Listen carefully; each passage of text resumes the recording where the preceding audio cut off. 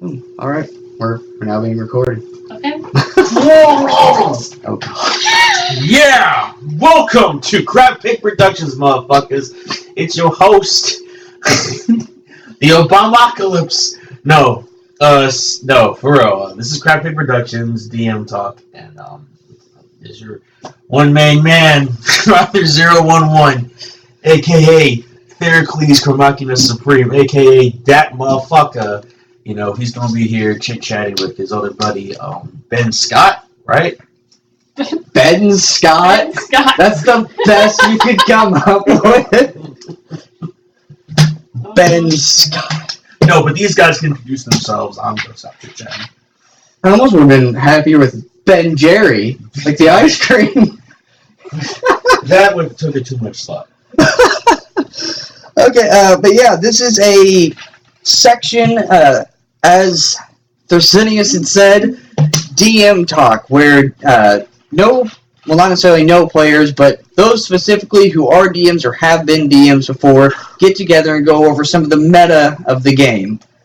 So hopefully it'll be a lot of fun, given things are going to get better the more we go on, the more experience we get under the belt. Let's give these people what they want. Alright, so, It's gonna get better. So, Thaddeus, you've been DMing our campaigns for a while until we decided to come up with Crab Pig Productions. Yeah. I'm going to go ahead and say first off, thank you. It has been great. It's been fun. Yeah. But tonight we actually have a new DM coming into the ring. Would you like to go ahead and introduce yourself? Hi. My name's Eva. Otherwise, as my DM persona, Xotli. I'm pretty new to this, but I hope you guys enjoy my sessions whenever I get down to it. Yeah. And I'm glad to meet you all. Hallelujah. Say, as a player, who would you, or what kind of characters would you say that you normally play? Who you talking to? Eva. Okay. Well, I have a little range of characters, but my primary character is a halfling named Sylvia. Halfling. And what would you about say is your player style? That way we can all kind of get a sense of how that'll transition into being a DM. Our audience and kind of get to know you, because I think how people play a character definitely says a lot about them. Sneaky? Sneaky? And, Magic user? Magic Utility? I don't know. utility. And from my experience playing with you, I'd have to say it comes also with a lot of nat 20s. Yeah. Yeah, you're one of those. One of those. So, and you're decided that you were going to become a DM yourself. What started that? I'm not sure. It was a cold day in Vietnam. Back in pissed Vietnam. off a lot of people. I'm sorry. I think it's cold. Oh god. I don't know, it's just being with my friends, they inspire me. I've always been big into world building even before I before I got into D&D. So I decided, I have several worlds already built in my head, why not use them, right? Alright, yeah, I think that's a good start. So, that's really good. What worries do you have going into being a virgin DM? What the fuck? Virgin Why? First time DMing! But Oh. no. Oh, that's funny. Oh my goodness. I'm worried, obviously I'm not going to understand all the mechanics right away, or I'm worried about being boring, I guess. So, mechanics and boring. Wow, that is a lot. That's a much shorter list than before the first time that I DM. That is, I think you're good. If that's all you're worried about, you're probably going to do all right. Okay. Yeah, I was worried about, for one, like being in speech class, being in front of people, being able to ad-lib and come up with things on the fly, making sure that everything was planned out ahead of time with the story and the lore and everything, and to where that would be entertaining to the players, even though it seemed cool to me. That's kind of what boring encompasses. Yeah, I suppose so, yeah. Okay, so what was your inspiration for the current world that you're getting ready to unleash upon us? Well, it started off as a non-D&D world. I just made a character and then built a world around it, more or less. Oh, okay. And that and character... then, ever since I decided to make it into a D&D world, I just kind of built on that further. Right. Okay, so your inspiration then was a single character and your normal knack for world building, I suppose. Yeah. Okay. But like, what was the inspiration for this specific one? Like, okay, so you said it was a character. Which character would that be? Trying to remember. It's one of the gods, though. Okay, one of the two god twins, or No. no? Oh no, not them. No, this is for Seiderheim. I assume you're talking about. Talking about the one that's in your red book. Yeah. Yeah, I guess. The Red Book of Legends. Has a horde symbol on it. Yeah. Yeah. Yeah, that one there. Leather bound. At the bound. Yeah. Because only the finest for our campaigns. Fucking right. Okay, so But like the character, I don't remember right now. I think it was Idar. Idar, is that from a video game or something that I should recognize, but I don't because I'm a terrible person? No. Oh. Original character? Yeah. Okay, do you want to describe that character? He is the god of the earth and various other things. He's like a big dragon that has... Shovel nose? Yeah. Yeah! Best one ever. If you guys can see the picture, it's fucking awesome. We will have them up, I'm sure, at some point. Okay, in that case, would you want to go into a little bit of the process of how you've added things to your world and created it and expanded it and decided all the mechanics of it and whatnot? Let's start off with the basic premise. That was, it's like sort of a recovering from a post-apocalypse involving, like, a war between the gods and stuff like that. Mm-hmm. And it kind of contaminated the world with magic. Okay. So. And I just built it from there. Like, I got classes together that were relevant to the backstory, and then, obviously races, built backstory for the races, and then built from there. Okay. Made a small timeline to set. Timeline, huh? Okay, so you said war between the gods, and it did things with magic. I think that's probably a good place to go into the lore. Would you like to describe your world now that you've gone over the process and the inspiration? I'll read straight for you. Right. It's kind of a general summary. Yeah. Like I said, Battle of the Gods, and then influx of It's magic. about the story takes place about 8 centuries or so after the end. I guess as people know it as. It was like an apocalypse, Mm-hmm. or I guess more closely related, a Ragnarok, Okay, yeah, that was actually the one I was gonna reference. where basically I don't have actually figured out what caused the conflict initially, Mm-hmm. but basically there was a whole bunch of gods before all this. The gods and their mortal allies just kind of went at it and nearly destroyed the world doing so. Okay. And the only way people actually survived is they hid underground. Think Fallout with magic. Okay.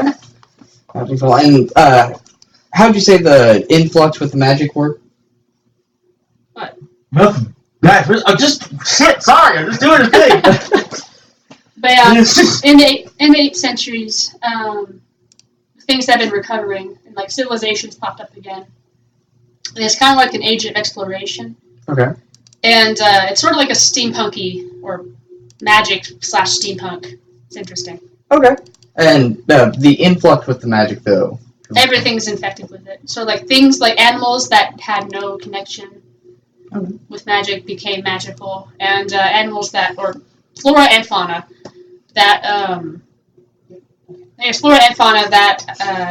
had a connection with the elements and all that prior, it became even more powerful. What? Nothing. God damn it, see. Oh yeah. Yeah, things are. Yeah, okay, so the magic just infected everything, it ran rampant, it's kind of like everywhere. Right. Like just to exert here. Like the plants, for example, they have crazy adaptations okay. because of the magic. What did I say? Like, for example, many plants have mana-infused nectar and fruit. Some of them are bioluminescent, Okay. or have crystalline. So kind of like, think, like Fallout radiation mutating things, but it's with magic instead. Yeah. Okay. Very nice, very nice. And what did you say that your world was called? Seiderheim. Seiderheim? Sounds German. Yep. Well, it was based on Norse words. But Close German enough. was close enough. No, okay. I will admit that I'm actually and have been very excited to go ahead and get started in this campaign, although I do have the other campaigns we've been playing that I love. The amount of work that you put into this one has me really excited for it. Go ahead and tell the audience, I know that you've got some sketches up, you've got your leather-bound book that we mentioned a few minutes ago that's just filled with things.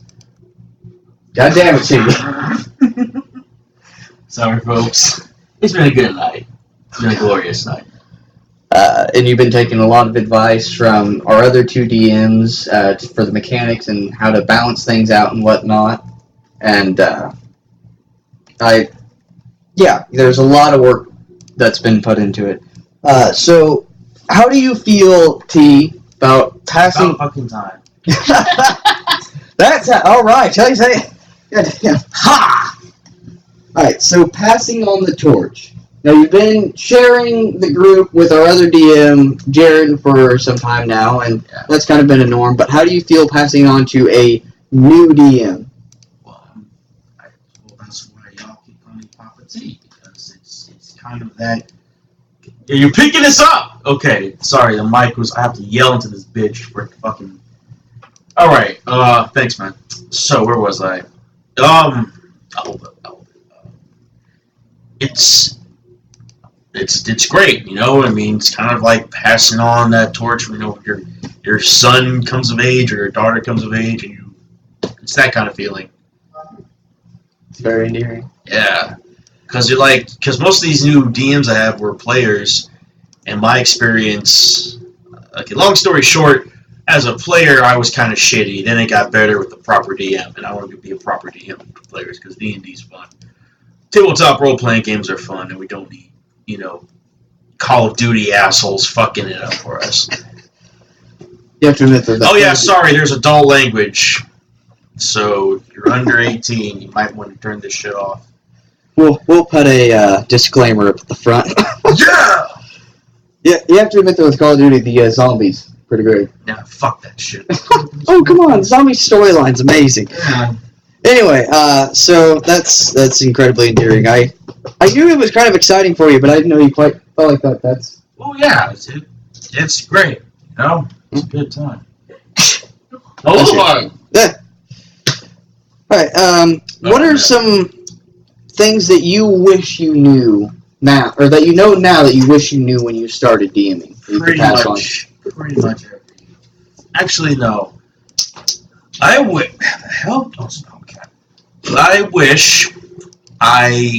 not really. There's nothing I would change because if I pretty much learned everything from the get-go. YouTube helps. My DM helped. Yeah, or DMs. Yeah.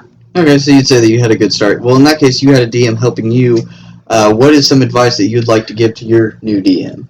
I pretty much tell all my new DMs that, listen, it's fun and entertainment first, and then rules, or no, then story, then rules. But Don Forge Cast on YouTube, he kind of came up with that shit, so he was pretty helpful in that front. That's my advice, I guess. Besides that, go on YouTube. YouTube, and fun is always first. Excuse me. Sorry. Oh man, I would be that dad. Be like, son, this is how. Nacho cheese. Oh, Rick and Morty. Oh fuck, I should cosplay as Rick. Great. Well, is it still agreed that I'm going as Doctor Strange? Listen here, Morty. Damn, man.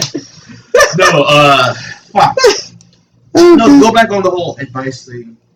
Yeah, straight up. You research YouTube and just have good people, because the last thing you want is to be surrounding yourself with really shitty company. Alright, on that note of YouTube, though, obviously the internet is vast, so there's good stuff, there's great stuff, and then there's a giant load of shit.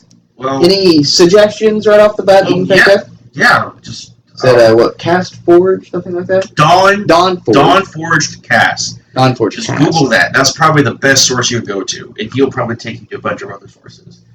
I would avoid. I'm gonna sound like a real scumbag when I say this, so this is not the opinion of Crab Pig Productions. It's solely mine.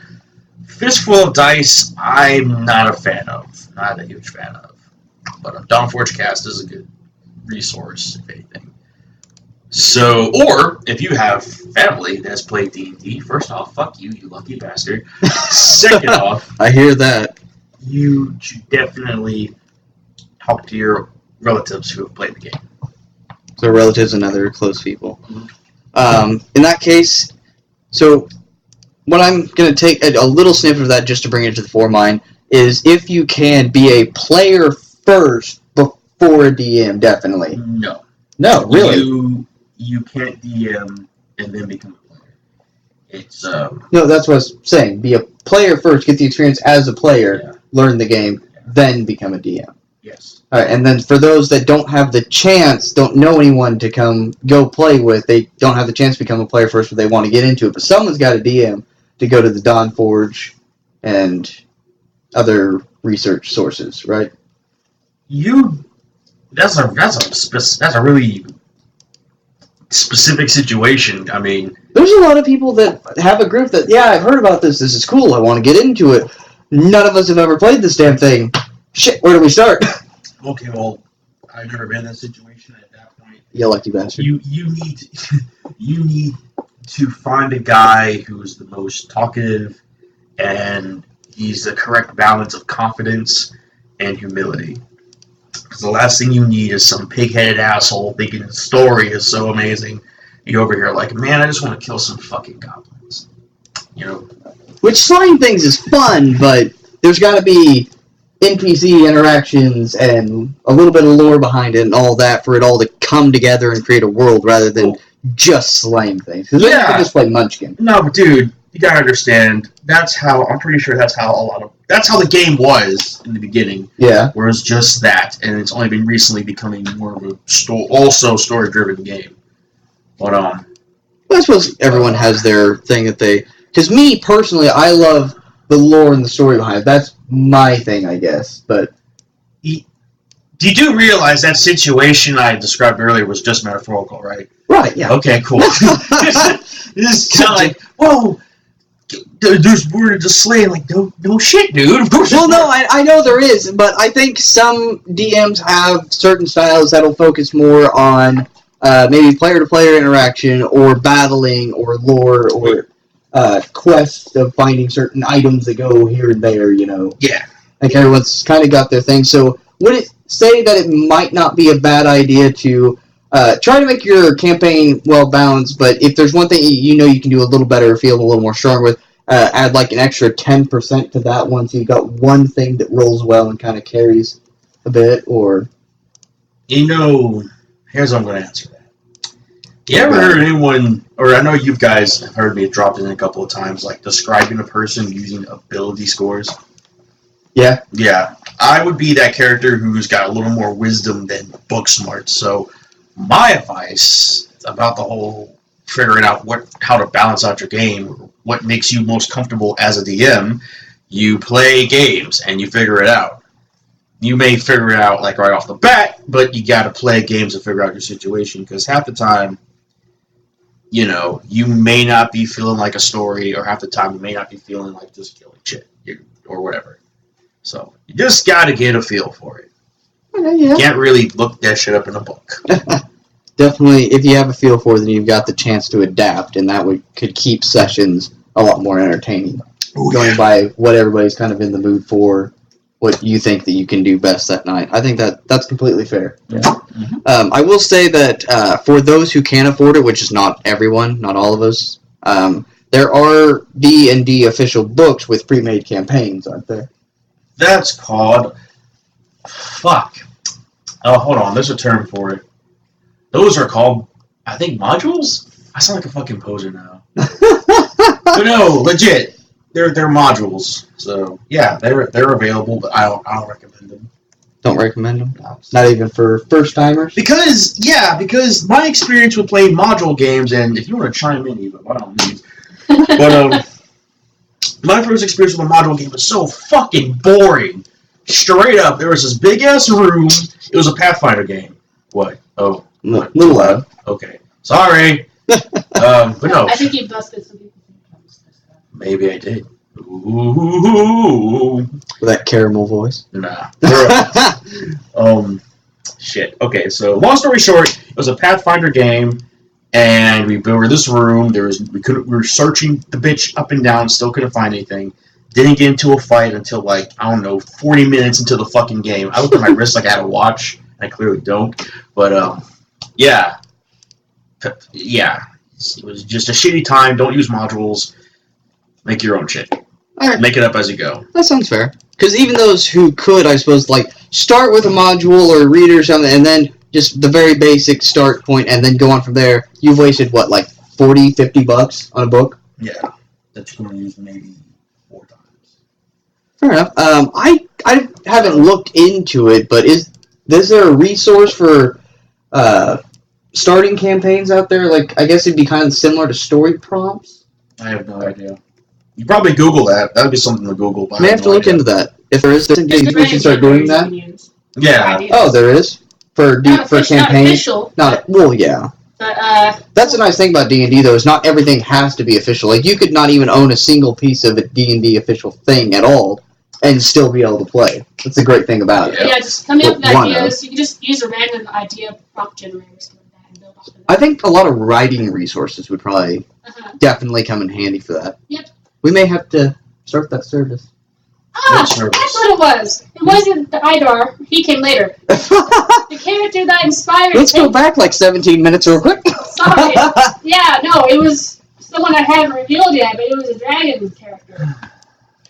There's a different dragon character. No, that's cool. It's cool. But yeah, I got him from a random generator. That's what prompted that. Okay. I see how it connects. I got from a random generator, his appearance and stuff, and that's an ultimate build prompt for that. So yeah.